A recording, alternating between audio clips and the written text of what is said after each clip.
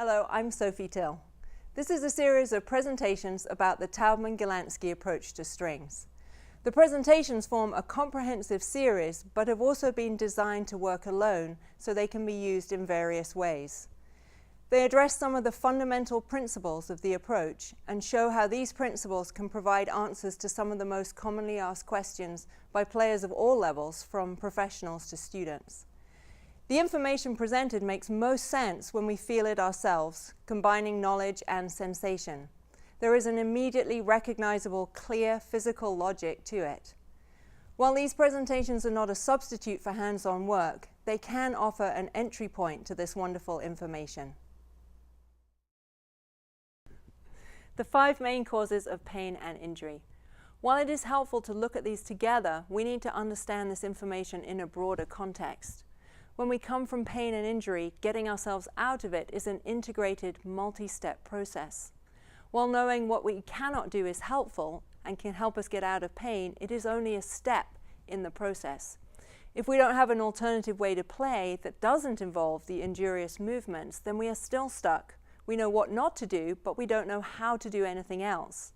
We cannot play or function from the negative.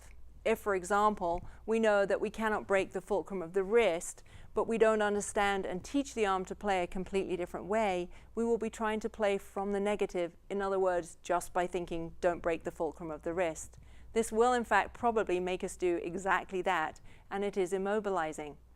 So knowing what is wrong is an all-important first step, but it is only a small piece of the puzzle.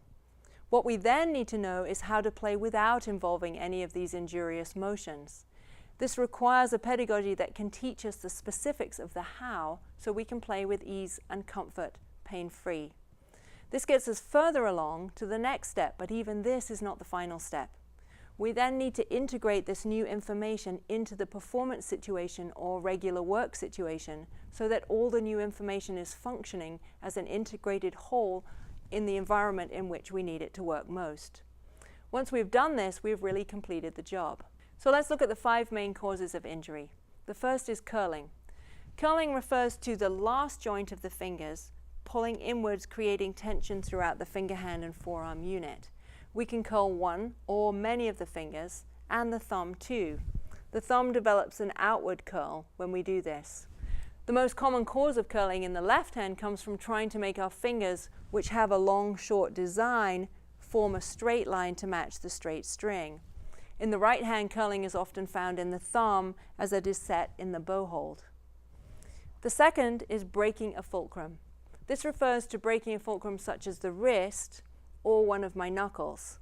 If I drop my knuckles here and let them collapse, you can see immediately how the next set of knuckles has to jut out in compensating. Collapsing in some of the knuckles is very common, but any fulcrum can collapse. When the shoulder tries to relax rather than respond, this is a form of collapse also.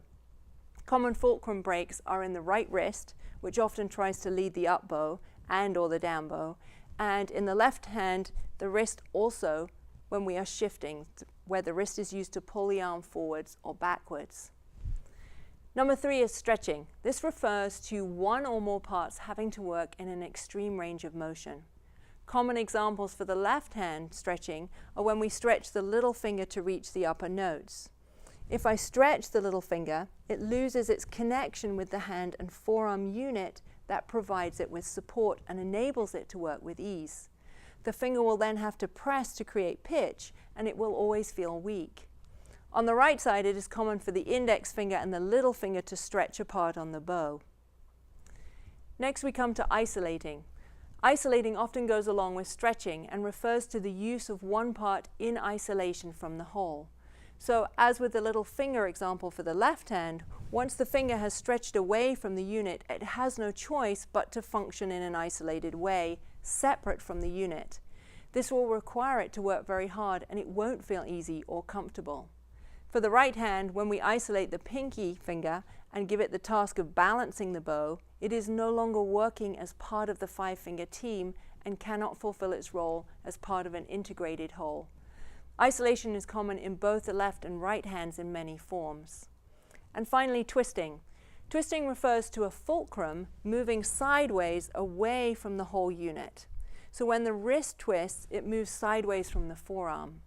One of the most common twists for the left arm comes from the arm pulling to the right in order to reach the strings, causing the wrist to twist around. Or for the bow arm, the wrist twisting at the bow changes. There are many ways these 5 movements come up in the left and right hands. These are just some of the most common examples. What is important to know is that there is always a way to play without these. We just need the clear, precise, and specific knowledge to do so. And that is what the Taubman-Galansky work can do for us.